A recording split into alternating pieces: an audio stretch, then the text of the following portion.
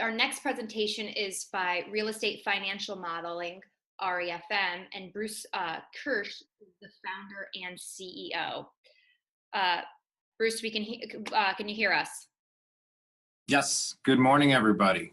Good morning, and feel free to start sharing your screen. All right. Okay, can you see my screen and can you hear me all right? Both are great, thank you. All right, well, good morning, everybody, and thanks for joining. I'm Bruce Kirsch, founder and CEO of Real Estate Financial Modeling, often referred to as REFM. Today, I'm going to be talking about our flagship product, which is Valuate. And Valuate is a web browser-based discounted cash flow financial projection and investment analysis tool for commercial real estate transactions.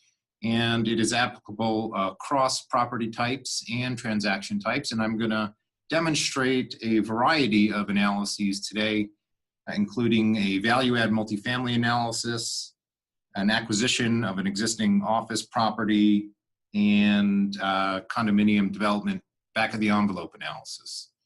And I will talk about what I'm doing as I work through the platform, and I'm open to questions as they come up along the way. Valuate is a relatively new product. It's only 5 years old. However, it has more than 140,000 users, making it, behind Microsoft Excel, the most widely used financial analysis software in commercial real estate. So I'll go ahead and log in here.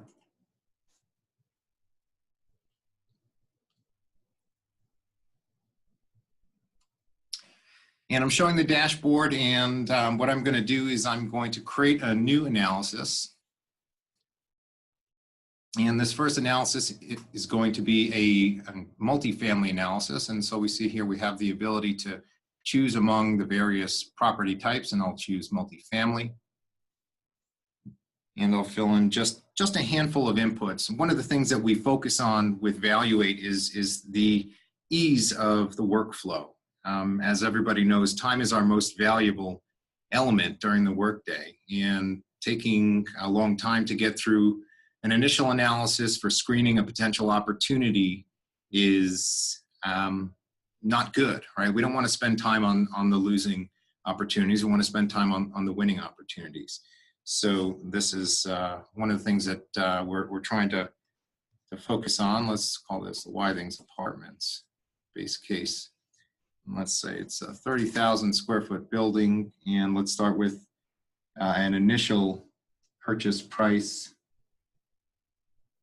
of $35 million. It's 50 units. We'll put in a trailing 12 gross potential rent of $2.5 million and a trailing 12 operating expense amount of $1 million. And then we'll grow income at 3%. And so again, I've made just a handful of inputs here, and there are a lot of default inputs. Everything in bold blue font here, as you may imagine, is an input. This is something that the user can change here and also within the application. Okay, and so I've made half a dozen inputs, and I'm going to go ahead and create the file. So since this is a multifamily analysis, I am dropped onto the rent roll screen. And in this case, I have 50 units, and so I can scroll down. I can show all of the units in the rent roll screen. What it's done by default, for the sake of expediency and speed of execution in doing the analysis, is it's created a hypothetical average unit. So I have 50 600 square foot units, all commanding the same rent, and there are no unit numbers inputted here. And so this allows me to essentially look at everything on a blended basis for an initial pass, right? We don't need to get into a very gory level of detail when we're taking a quick look at pricing a potential acquisition. We can also view this information in the unit mix view. And so in this case, since we have all identical property, all identical units within the property, I have just a single row showing 50 units. And so at this point, I can add a unit type if I wanted to, and it gives me all sorts of opportunities to label it in different ways. The key element here is that we want to model renovation of these units and implementation of a value-add strategy. So we're going to effectively acquire the property. We're going to periodically remove existing cash flowing units from the rent stream as units roll or as we're able to buy tenants out.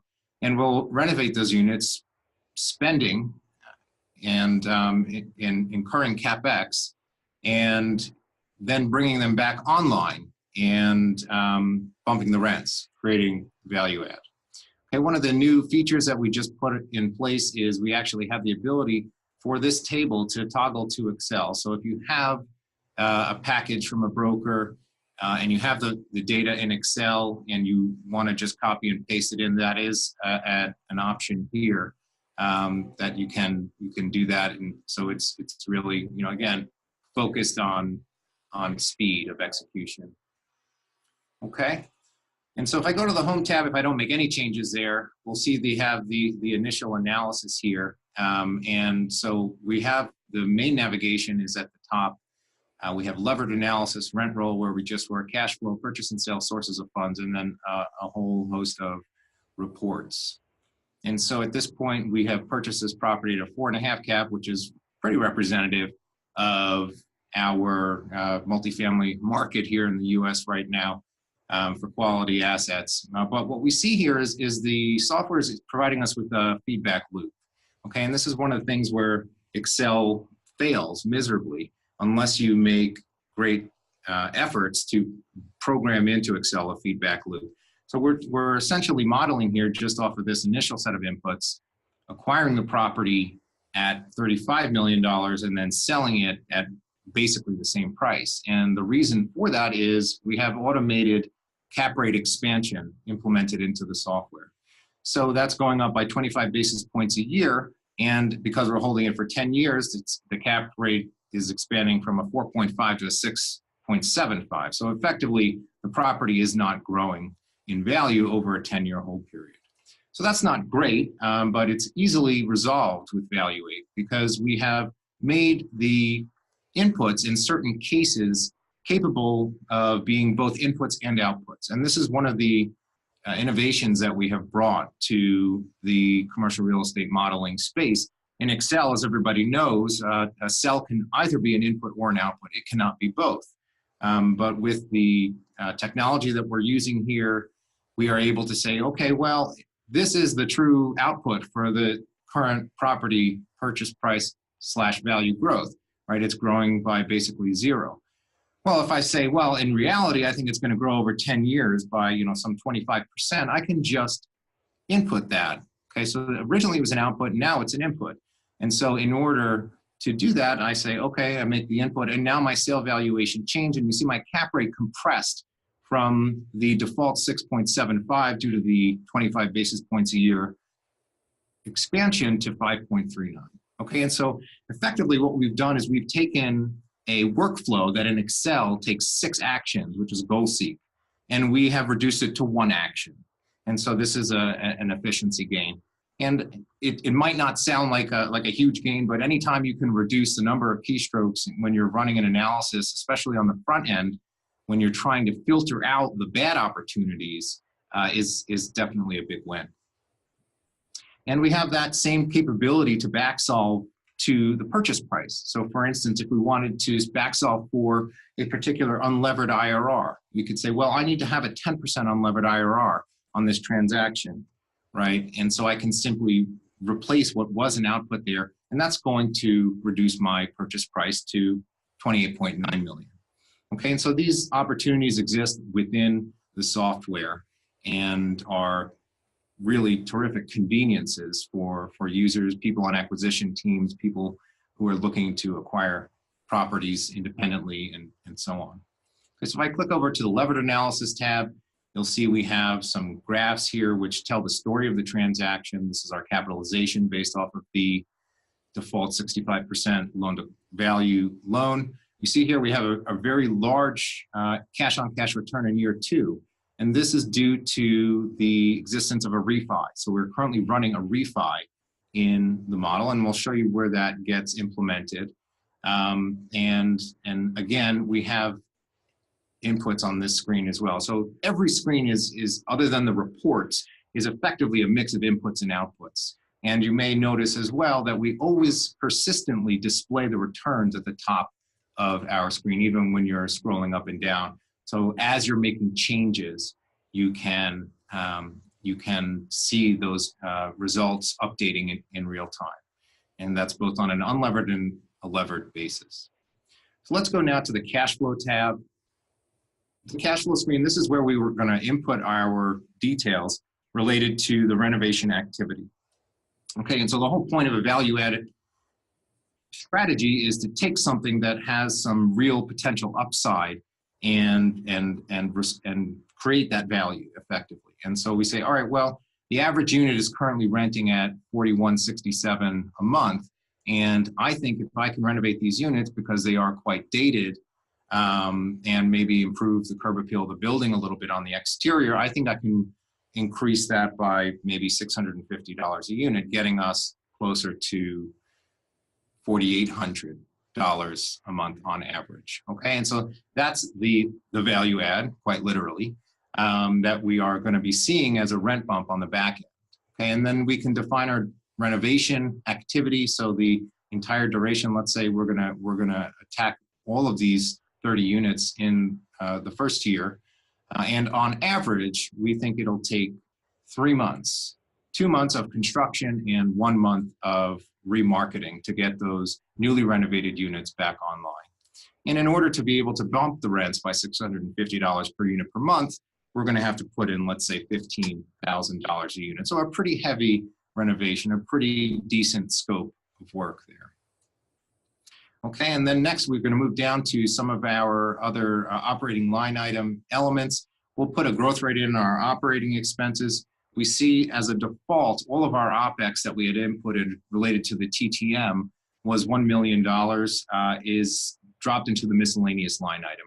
And this again is for the sake of expediency. It's for the sake of, we don't need a whole host of detail at this point in time. We're trying to filter our way through an inbox that's overflowing with deals that are dropping in consistently. As we're doing one analysis, we're getting more and more deal opportunities from other brokers and so on. Okay. And so now what we can do is we can model out the renovation activity. So this is something that requires a manual inputting of the number of units that we're going to be actively taking offline in any 1 month. And this is something which allows the user a pretty decent level of precision and granularity as far as how they are approaching this value add strategy, how they're executing on it. Okay, and so I'm going to show, I'm taking 5 units offline in month 1 and then another 5 offline in month 2. And that makes 10, and I'll take 10 offline in month 3, makes 20. And then another 10 offline in month 4. And I can stagger them, I can have gaps, I can do whatever I would like. But what we're seeing here is a special line item which is labeled vacancy loss specific to renovation or the down units. And so effectively what we're doing here is we're purposely forfeiting what would otherwise be a rent stream for the purpose of implementing the renovations. Okay, we're gonna do the renovations, and we can see those unit renovation costs hitting here below NOI. We have unit renovation cost line item. Okay, so these are the renovation spend amounts that are occurring. And you'll see that we have effectively a draw that is occurring against the escrowed amount of the renovation. So the renovation is part of the capitalization of the project in as much as it's considered in the loan sizing. And so effectively what we do is we draw down an escrowed renovation budget to 0 over time. Okay, and so this will get us down to levered cash flow at the property level. Okay, we'll see here that we are going to have some periods of deficit, and this is by choice, right? By choice, we're saying we want to get this building turned around. We want to renovate the property rapidly. Okay, and so that is a choice. It's something that we can run sensitivities around. We can do it differently. We can move more slowly if we want to avoid having negative cash flow on an operating basis. And nonetheless, we can keep it if we want. Okay, and so let's go to the purchase and sale tab. And so here, what you'll see is, right, we have a $450,000 renovation budget, which is included in the sizing of the loan. We're going to assume we hold it for 10 years, and we are going to exit at roughly $40 million. Okay, and we can put in some selling costs to simulate the broker fees and transaction costs, et cetera. Okay, the important element here is, well, what we're doing here is we're changing the nature of the rent stream. We are hopefully improving the credit of the tenants that are going to rent these new units. And in so doing, what we're going to do is when we get that new tenant base installed in the property, we're going to now put new debt on the property. It's a better quality rent stream, and presumably we'll have less vacancy, less credit loss, and so on. And so we can run a refi. And so let's say I want to do a refi. If I get all my renovations done within the first year and I continue to run on a stabilized basis, let's say I do the refi in month 14. Okay. And so what this is going to allow us to do is pull out maximum proceeds. So I can simulate a cash out refinancing here, and I see that amount as excess proceeds to equity. So it is possible in this simulation to pull out $3 million of equity in the course of the modeling. And that presumably we could now take and go tie up our next 1 or 2 deals. Okay, and so if we take a look at reports here, we have a stabilized executive summary, which is going to show us how our monthly NOI is changing over the course of the whole period. Okay, and so this dip is expected. This is the execution of the strategy. That we are purposefully pulling units offline. We're taking our rent stream down to a very low place, such that it can be elevated over time, and such that we can benefit from that on a cumulative basis going forward. So this is all expected in terms of the pattern of that graph. Okay. And then we have a renovation timing exhibit, and this is basically just showing us the composition of our building in terms of renovated units versus unrenovated units. Again, we attack that very quickly, so those lines are going to cross pretty rapidly there.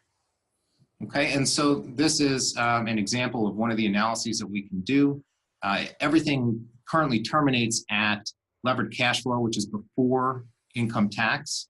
And we have all of the key performance indicators, the IRR, the multiple on equity, as well as debt side KPIs such as the DSCR for both the initial loan and the permanent loan.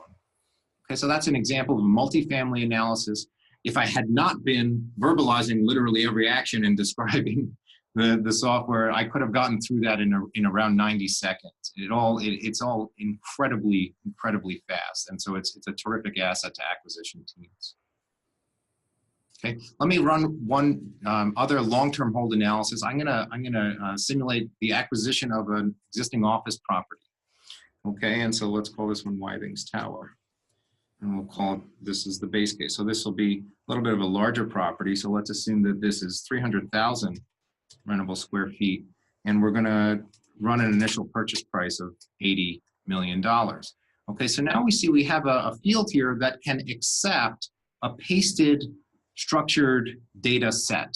Okay, and so this was designed to allow for pasting of an Excel-based output from Argus. Okay, as we know, Argus is the dominant player as far as analysis of multi-tenant acquisition on the commercial side.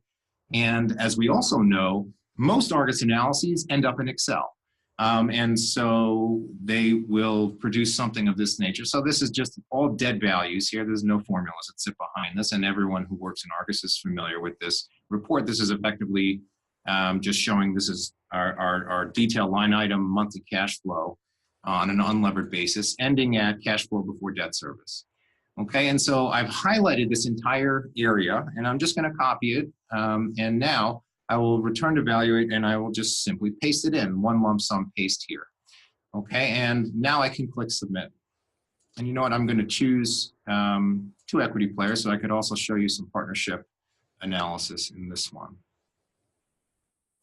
Okay, so in very short order, I now have digested this Argus-based output, and I have all of that data that sits in Evaluate now, and I can now further manipulate it if I want.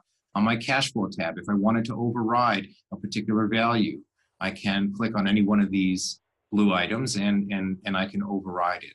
Okay. The other screens are very similar in terms of purchase, sale, and sources of funds and so on. What I want to show you here is that we have the ability to model equity joint venture partnerships. So in this case, we see there are two equity players, right? A 90-10 split in terms of dollars going in. And then we have an assumed multi-tier waterfall on the back end with 5 tiers. And so we have a preferred return to both sides, and then IRR-based hurdles. As the IRR rises, the promote to the sponsor is going to rise commensurately with that. And so this allows us to take a very quick look at dollars in, dollars out with respect to a relatively standard Wall Street level of sophistication waterfall structure. Okay, and so this is your 2 players. We can also have a 3-player structure as well. In terms of reports, in addition to partnership returns, we also have 2-way data tables which run for common analyses with respect to property level IRR, multiple on equity in aggregate to all the equity, NPV, and loan payments. Okay, and we also have those sensitivity tables on the multifamily. Last thing I want to show you is just one of our back of the envelope analyses, and we have several options here. I'm going to show you condominium development back of the envelope analyses. So let's call this Why Things Condos. Why not? And let's say we're looking at a piece of land which is asking, right, perhaps they're asking 20 million. And we say, all right, let me run it initially at 15 million. And it's sorry to jump in. We just got a question on the last one, so I wanted, before you got too deep, so let me get that question. It seems like the tool could also significantly expedite loan underwriting. To what extent do you envision connections to market data to help evaluate assumptions? Yeah, it's a phenomenal tool for debt underwriting as well. We're looking into those types of opportunities with respect to connections. We have spoken with some of the major providers of data. So that is something that we might very well see in the first quarter of 2019. Anything else for right now? That's it. Yep. Okay. Great. So just to finish the thought here on creating the new file. So let's say we want to develop a condo building. There's a piece of land that is being marketed, and these are the parameters. And we think on average we're going to be able to sell at $500,000 a unit, on average 800 square feet, and so on. And we think construction of this building will take us roughly 2 years. So let's call it 24 months. Okay. And so this is an example of one of our back of the envelope or BOTE calculators. And this is a very handy tool. And this is actually 100% free. So Evaluate is a subscription-based service. However, the back of the envelope tools are totally free. You can run an unlimited number of those. And these are intended to be one-pagers. They're data tables that sit at the bottom. And it's intended to allow you to, again, quickly screen an opportunity before you start to spend a lot of time doing a multi-period discounted cash flow analysis. Okay, so let me just show this very quickly for a mixed-use property. Let's say my condo, I'm going to have 12,000 square feet of retail, and I will have some affordable units at $650 a foot. Maybe I've got some storage units. My parking requirement is 1.3 spots per unit. It'll take me a year to get to building permits. 24 months was my assumption on construction, and then 12 months to sell out on the back end. Hard costs, I'll assume it's $200,000 per unit. Retail TI hard costs of $50 a foot. Soft costs of 30% of hard costs. And this gets me to a $72 million total project cost. Land is roughly 20% of that. Hard costs roughly 55%. So that all seems reasonable in terms of general proportions. And now I'll look at the cash flow side. Let's say that we have those required affordable units, percentage is 8, and we will do some pre-sales as well. 5% of our units are going to be pre-sold. We'll do pre-sales for 6 months. The affordable units on average will sell at $350,000 a unit. When we do pre-sales, it'll be a 10% discount. Parking will sell for $50,000 a unit, and storage $5,000 a unit. Okay, and so again, pretty rapidly, selling costs, let's say 6%, and retail $35 a foot, and cap the retail at 5%, 3% selling costs. So pretty rapidly, I've gotten to a pre-tax profit margin here. Okay, and so again, what we're trying to do here is we're trying to make the process easier. We're trying to make it more fluid, more rapid. And so if this is seems a little too good to be true, it may very well be a little too good to be true. And so what we're going to do is we're going to back into what we think we can afford to pay for the land. Okay, so it's effectively residual land valuation. So once again, we have this innovation where we can make a field both an input and an output. So if I really only need to underwrite to a 25% profit margin, right, then I can do that. And that gets me a 2x multiple on equity, which is better than a poke in the eye. And this tells me that I can actually afford to pay more like $25 million for the land.